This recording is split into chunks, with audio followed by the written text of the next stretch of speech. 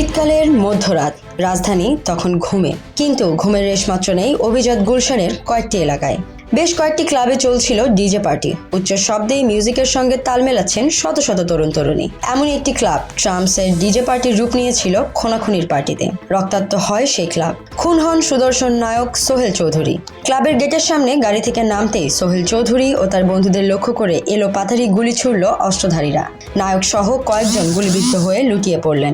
DJ পার্টিতে হুলস্থুল কাণ্ড, নারী পুরুষের ছোটাছুটি, পেছনের দরজা দিয়ে পালাচ্ছেন তারা। কেউ কেউ হলরুমেই ভেতরে লুকিয়ে রাখছেন নিজেকে।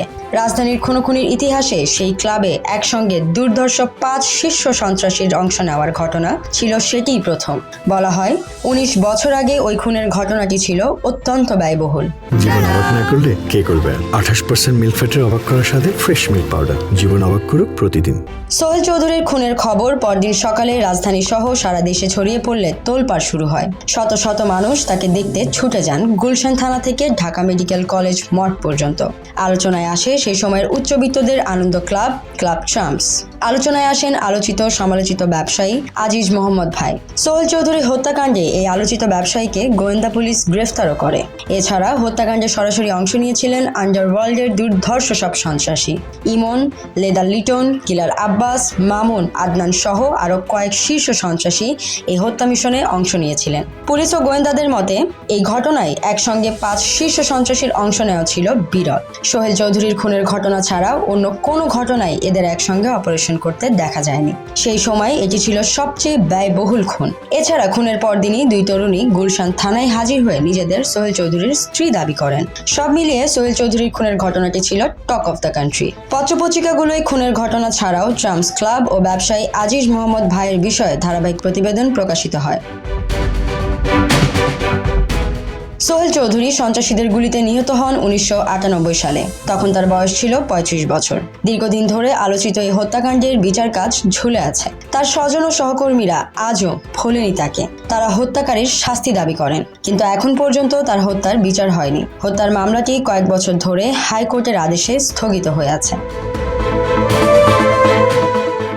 1998 সালের 17 ডিসেম্বর রাত 2টার দিকে সোহেল চৌধুরীকে হত্যা করে সন্ত্রাসীরা। এ সময় গুলিতে সোহেল চৌধুরীর বন্ধু আবুল কালাম আজাদ, ট্রাম্পস ক্লাবের কর্মচারী নীরব ও দায়ান আহত হন। গুলির ঘটনার পরপরই স্থানীয়রা আদনান সিদ্দিকী নামের এক সন্ত্রাসীকে ধরে পুলিশে দেয়। অন্যরা পালিয়ে যান। গুলির শব্দে পুরো এলাকায় আতঙ্ক ছড়িয়ে পড়ে। ট্রাম্পস ক্লাবে থাকা 200 জনের মতো নারী পুরুষ প্রাণ বাঁচাতে ট্রাম্পস ক্লাব ত্যাগ করেন। তারা ড্যান্স পার্টিতে অংশ নিয়েছিলেন। ওই সময় বনানী গুলশান এলাকার ডিশ ব্যবসা ও ট্রাম্পস ক্লাবকে কেন্দ্র করে মালিকপক্ষের সঙ্গে সোহেলের বিরোধ চরমে উঠেছিল।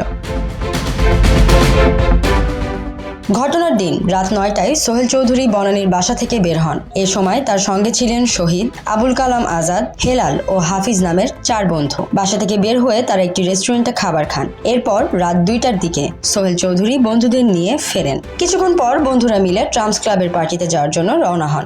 সোহেলের বাসা থেকে ট্রাম্পস ক্লাবের দূরত্ব 20 থেকে 30 গজের মতো। তারা হেঁটে ক্লাবের সামনে যান। ক্লাবের নিচতলার কলাপসিবল গেটের কাছে 2 যুবক তাদের গতিবিধি রোধ করেন। এক যুবক আবুল কালামের সঙ্গে বাগবিতণ্ডায় জড়ান।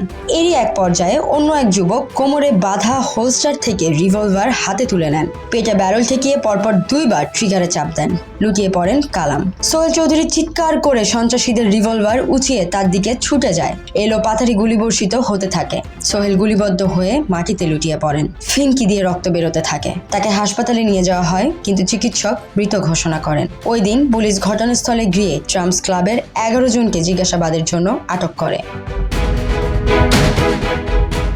সোহেল চৌধুরীর বাবা তারেক আহমেদ চৌধুরী গুরুতর অসুস্থ ছিলেন। সোহেল চৌধুরী মা বাবার সঙ্গে বনানীর বাসায় থাকতেন। তার ভাই তৌহিদুল ইসলাম চৌধুরী অন্যত্র থাকতেন। বনানীর ইকবাল টাওয়ারের পাশে ছিল ট্রাম্পস ক্লাব। ক্লাবে নারী পুরুষের অবাধ মেলামেশার অভিযোগ ছিল। সপ্তাহে একদিন পার্টির অনুমোদন থাকলেও প্রতিদিনই রাতেই পার্টি হতো, চলতো ভোর পর্যন্ত। সোহেল চৌধুরীকে হত্যা করে 5-6 জন সন্ত্রাসী প্রাইভেট কারে পালিয়ে যায়। আদনান সিদ্দিকী পালাতে না পেরে পাশের একটি ভবনে লুকাতে চেষ্টা করেন। এই সময় ট্রাম্পস ক্লাবের কর্মীরা তাকে ধরে পুলিশে সোপর্দ করেন। ওই বছরেরই 28 ডিসেম্বর আদনান সিদ্দিকী আদালতে 164 ধারায় জবানবন্দি দেন। তাতে তিনি উল্লেখ করেন, হত্যাকাণ্ডের আগে এক শিল্পপতির ফোন পেয়ে তিনি ঢাকা ক্লাব থেকে ঘটনাস্থলে যান। তিনি জানান, দীর্ঘদিন ধরে ট্রাম্পসের ক্লাবে আসা যাওয়া ছিল তার। যাতায়াতের কারণেই ক্লাবের একাধিক সদস্যের সঙ্গে পরিচিত হয়। ঘটনার রাতে কয়েকজন ক্লাব সদস্যের সঙ্গে তার ঝগড়া হয়, আর ওই কারণেই স্টাফরা তাকে ধরিয়ে দেন। হত্যাকাণ্ডের সঙ্গে তার বন্ধু নীরব সহ 8 জন জড়িত ছিলেন বলে তিনি ওই সময় স্বীকার করেন। জীবন অবাক না করলে কে করবে? 28% মিল্ক ফ্যাটের অবাক করার সাথে ফ্রেশ মিল্ক পাউডার। জীবন অবাক করুক প্রতিদিন। ঘটনায় সোহেল চৌধুরীর ভাই তৌহিদুল ইসলাম চৌধুরী বাদী হয়ে গুলশান থানায় হত্যা মামলা করেন। এতে আজিজ মোহাম্মদ ভাই, ট্রাম্পস ক্লাবের মালিক ব্যবসায়ী বান্টি ইসলাম, আশিস রায় চৌধুরী ওরফে বোতল চৌধুরী, তারিক সাইদ মামুন, আদনান সিদ্দিকী, ফারুক আব্বাসী, সানজিদুল হাসান ওরফে ইমন, মোহাম্মদ সেলিম খান ও হারুনুর রশিদ লিটন ওরফে লেদার লিটনকে আসামি করে মামলা করা হয়। এরপর পুলিশ কয়েক আসামিকে গ্রেফতারও করে। পরে তারা জামিনে বেরিয়ে যান। 2004 সালে মামলাটির বিচার কার্যক্রম স্থগিত হয়ে যায়। সোহেলের মৃত্যুর পর তার বাবা অসুস্থ হয়ে বিছানায় পড়ে যান। শেষ পর্যন্ত তিনি সেই শোকেই 2001 সালের দিকে মারা যান। সোহেলের বাবা জীবিত থাকার সময় হত্যাকারীদের বিচার দেখে যাওয়ার জন্য খুব চেষ্টা করতেন, কিন্তু তিনি তা দেখে যেতে পারেননি। Desk report, Dhaka express.